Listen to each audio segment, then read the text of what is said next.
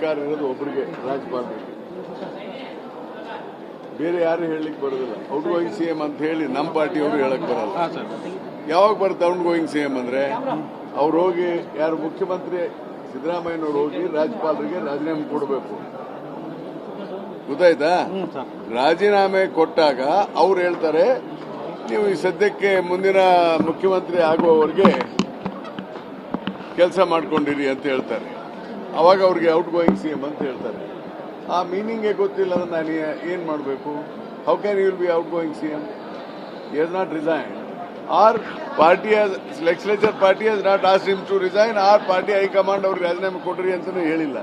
ಇವೆಲ್ಲ ಯಾತಕ್ಕೆ ಮಾಡ್ತಾ ಇದ್ದಾರೆ ಅಂದ್ರೆ, ಹೇಗಾದ್ರೂ ಮಾಡಿ ಕರ್ನಾಟಕದಲ್ಲಿ ಒಳ್ಳೆ ಸರ್ಕಾರ ಕೊಡ್ತಾ ಇದ್ದಾರೆ, ಈ ಸರ್ಕಾರಕ್ಕೆ ಕೆಟ್ಟ ಹೆಸರು ತರಬೇಕು ಅಂತ ಹೇಳಿ ಪ್ರಯತ್ನವನ್ನ ವಿರೋಧ ಪಕ್ಷದವರು ಮಾಡ್ತಾ ಇದ್ದಾರೆ.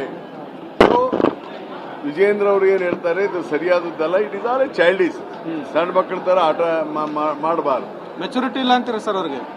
If he says out going then mean you don't have maturity. ಅದ್ರಲ್ಲೇನಿದೆ? ಬೆಳಗಾವಿಗೆ ಬಂದ್ರು ಡಿನ್ನರ್ ಪಾಲಿಟಿಕ್ಸ್ ಮುಗಿತಾ ಇಲ್ಲ. ಒಳ್ಳೆ ಸರಿ ಇದಲ್ಲ. ಡಿನ್ನರ್ ಮಾಡಕ್ ಯಾರು ಕರೆದ್ರೆ ಹೋದ್ರೆ ತಪ್ಪೇನ್ರಿ? ಡಿನ್ನರ್ ಮಾಡಿದ್ರೆ ಅಲ್ಲಿ ಪೊಲಿಟಿಕ್ಸ್ ಮಾಡಕ್ಕಾಗುತ್ತಾ? ಎಲ್ಲ ಏನಾಗಿದೆ, ಅನಾವಶ್ಯಕವಾದಂತ ಚರ್ಚೆಗಳು ಆಗ್ತದೆ. ಆಡಳಿತದ ಬಗ್ಗೆ ಯಾರು ಚಿಂತನೆ ಮಾಡ್ತಾ ಇಲ್ಲ. ನೋಡಿ ನಿನ್ನೆ ಈಗ ನಾ ಅಪ್ರಿಶಿಯೇಟ್ ಅಪೋಸಿಷನ್, ದಿಸ್ ಟೈಮ್ ಬಹಳ ಗಲಾಟೆ ಮಾಡಲಿಲ್ಲ, ಚೆನ್ನಾಗಿ ಮಾತನಾಡಿದ್ದಾರೆ, ವಿಷಯಗಳನ್ನ ಚರ್ಚೆ ಮಾಡಿದ್ದಾರೆ. ಈ ತರ ಕಲಾಪಗಳು ನಡಿಬೇಕು. ಸುಮ್ಮನೆ ಧರಣಿ ಮಾಡ್ಕೊಂಡು ಯಾರು ಮಾತಾಡದಂಗೆ ನೋಡ್ಕೊಳ್ಳೋದು ಅದಾಗಬಾರ್ದು.